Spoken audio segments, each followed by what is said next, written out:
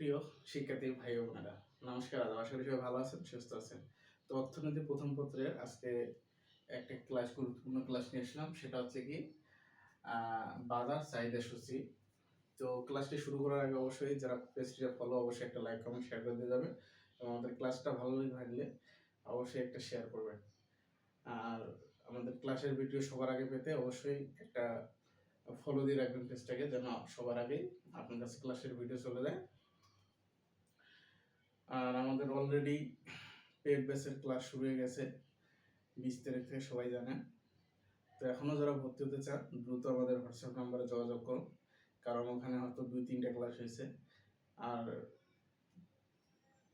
তো যারা দ্রুত ভর্তি হতে চান, এই সপ্তাহে লাস্ট আমাদের ভর্তি অনলাইন তৃতীয় ব্যাচে, তারপরে আমরা অনলাইন তৃতীয় ব্যাচে আর কোনো ভর্তি নেব না।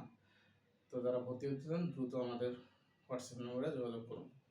আর প্রিয় শিক্ষার্থী ভাই বোনেরা, আমাদের একটা ইউটিউব চ্যানেল আছে, royal city and economic solution. সেখানে গিয়ে এই ক্লাসের ভিডিওগুলো পেতে গেলে ওই চ্যানেলটাকে সাবস্ক্রাইব করে দিয়ে আসবে। তো চলুন আজকে আমরা মূল টপিকে যাই। সেটা হচ্ছে কি, আজকে আমরা অর্থনীতি প্রথম পত্রের একটা ছককে চিত্রের মাধ্যমে প্রকাশ করবো। সেটা হচ্ছে কি, এখানে লেখা আছে বাজার চাহিদা সূচি। এই বাজার চাহিদা সূচিটাকে আমরা একটা চিত্রের সাহায্যে কি প্রকাশ করব। দেখেন এখানে দেওয়া আছে কি, যে একক প্রতি দাম সমান হচ্ছে পি, যেটার 5 টাকা, 10 টাকা, 15 টাকা, মানে যত নিচের দিকে আসছে বৃদ্ধি পেয়েছে। আবার বাজার চাহিদা হচ্ছে এখানে বাজার চাহিদাকে আমরা ধরতে পারি কি কিউডি। বাজার চাহিদাকে আমরা কিউডি দ্বারা প্রকাশ করতে পারি।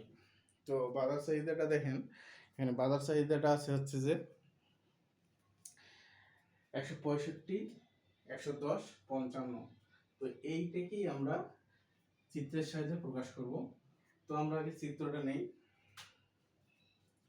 মনে হয় একটা চিত্র নিলাম, এই যে একটা চিত্র নিলাম, মানে জাস্ট এই চিত্রটা নেব। আপনারা সবাই খাতা কলম নিয়ে রেডি থাকুন, আমরা এই চিত্রটা এখন করব। দেখেন আমি ধরলাম এখানে পি ধরলাম, আর এখানে নিচে ধরলাম কি কিউডি। পি সমান কি, পি সমান হচ্ছে আমাদের, এটাকে যদি আমি পি ধরি, ধরলাম এটা আমি পি ধরলাম, আর এই রেখাটাকে আমি ধরলাম কিউডি, এটাকে ধরলাম ও। তো দেখেন, তার মানে আমার এদিকে আছে দাম, একক প্রতি দাম, আর এদিকে আছে কি বাজার চাহিদা। নিচের দিকে আছে আমাদের ভূমি অক্ষে আছে বাজার চাহিদা, লম্ব অক্ষরে আছে কি আমাদের একক প্রতি দাম। তো প্রিয় শিক্ষার্থী ভাই বোনেরা দেখেন, তাহলে আমি শুরু করলাম কি, আমি ধরলাম যে 5 টাকা ধরলাম, 5, 10, 15 পর্যন্ত। আর এইদিকে আমি ধরলাম 55, 110, 165। গত ক্লাসে আমরা সেম ধরনের একটা করছি, সেটা হচ্ছে ব্যক্তিগত চাহিদা, মানে ব্যক্তিগত চাহিদা সূচি। আর আজকের ক্লাসে আমরা করতেছি বাজার চাহিদা সূচি। ব্যক্তিগত চাহিদা সূচি এবং বাজার চাহিদা সূচির মধ্যে একটা পার্থক্য কি আছে। বাজার চাহিদা সূচিটা আসলে কি, একটি বাজারে কিছু সংখ্যক ক্রেতা, মানে 2জন, 3জন, 4জন, যেটাই হোক, যে কিছু সংখ্যক ক্রেতা ওই বাজারে, একটি বাজারে কিছু সংখ্যক ক্রেতা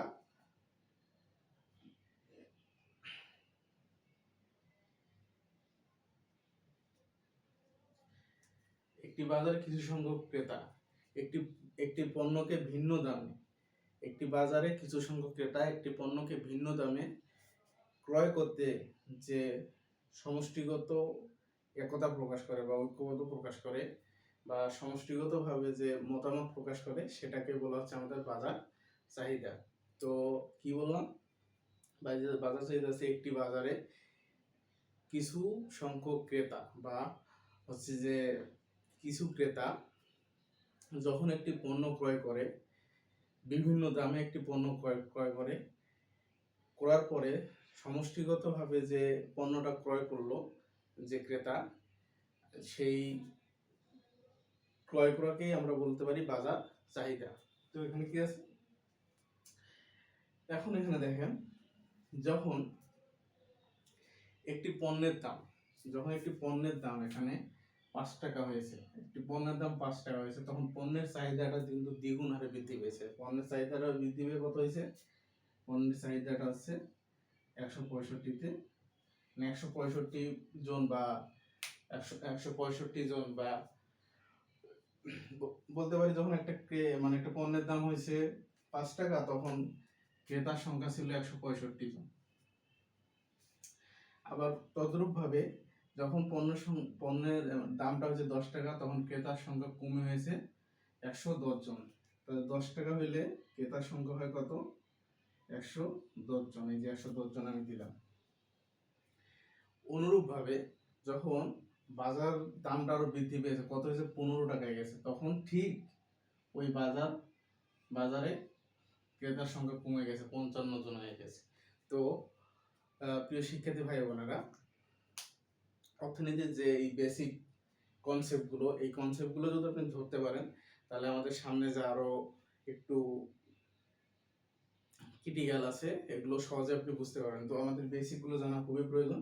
তাহলে এখানে কত, যখন 15, তখন হচ্ছে কি 55%। তাহলে আমি 15, এই যে 55 এই জায়গায় আছে, শেষ। এখন আমরা এটাকে বিন্দু এড করে দিতে পারি, যে এটা ই বিন্দু, এটা এফ বিন্দু, এটা জি বিন্দু। তো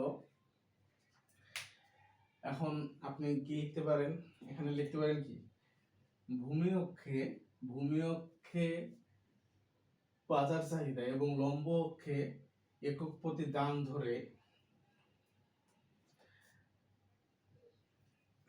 বাজার চাহিদা সূচিটি অঙ্কন করা হলো। তাহলে কি লিখবো, ভূমি অক্ষরে আছে যে বাজার চাহিদা এবং লম্ব অক্ষরে আছে একক প্রতি দাম। তারপরে কি লিখবো, যখন একটি পণ্যের দাম 5 টাকা হয়, তখন এই পণ্যটির চাহিদার সংখ্যা হয় 165 বা ক্রেতার সংখ্যা হয় 165 জন।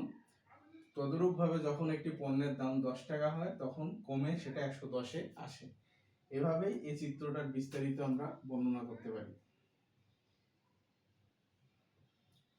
তো আপনারা আগে চিত্রটা বুঝেন, মানে এই চিত্রটা মোটামুটি বুঝে নেন, কারণ যখন আমরা চিত্রগুলো বর্ণনা করবো তখন ইজিলি হয়ে যাবে। যদি আপনি চিত্রটা বুঝতে পারলে আপনি লিখতে পারবেন, আর চিত্র বুঝতে না পারলে আপনি লিখবেন কোথা থেকে। তো আপনাকে বুঝতে হবে চিত্রটা, তারপরেই লিখতে পারবেন। তো আমি আগে বলছিলাম যে অর্থনীতি খুবই ইজি একটা সাবজেক্ট, বিশেষ করে যারা 9-10 এর ম্যাথ বা ম্যাথ করছেন, সাধারণ ম্যাথ বা যারা জ্যামিতি ভালো বোঝেন, যারা জ্যামিতি ভালো বোঝেন তাদের জন্য অর্থনীতি খুবই ইজি। কারণ অর্থনীতিতে থিওরি থেকে চিত্রের সমাধানটাই বেশি আসে, মানে চিত্র থেকে প্রশ্নটা বেশি আসে। জাস্ট অনেক কিছু আছে, সুযোগ ব্যয়, আয় ব্যয়, মুদ্রাস্ফীতি, তারপর হচ্ছে বাজার চাহিদা, বাজার ঊর্ধ্বগামী, নিম্নগামী, অনেক চিত্র আছে। তো যারা চিত্রগুলো ভালো করে বুঝবেন তারাই অর্থনীতিতে ভালো একটা রেজাল্ট ক্যারি করতে পারবেন। তো আমার এই বেসিক ক্লাসগুলো করার ধারণা আছে, আপনি চিত্র সম্পর্কে ধারণা নেন, একটা চিত্র কিভাবে হতে পারে, কিভাবে বর্ণনা করা যায়, ওটা আমরা আস্তে আস্তে বিস্তারিত জানাবো। তো সবকিছু জানতে গেলে আমাদের ফ্রি ক্লাসগুলো প্রতিদিন করতে হবে। তো প্রিয় শিক্ষার্থী ভাই বোনেরা, আমি বলবো যে আপনি ঘরে বসে না থেকে আমার যদি ফ্রি ক্লাসগুলো করেন, আপনি আপনার এক্সাম হলে 60-70% প্রশ্নের উত্তর দিতে পারবেন। আর যদি আপনি মনে করেন যে আপনি একটা ভালো রেজাল্ট ক্যারি করতে চান, তো আমাদের পেড ব্যাচ চালু হয়েছে, অনলাইন পেড ব্যাচ 3।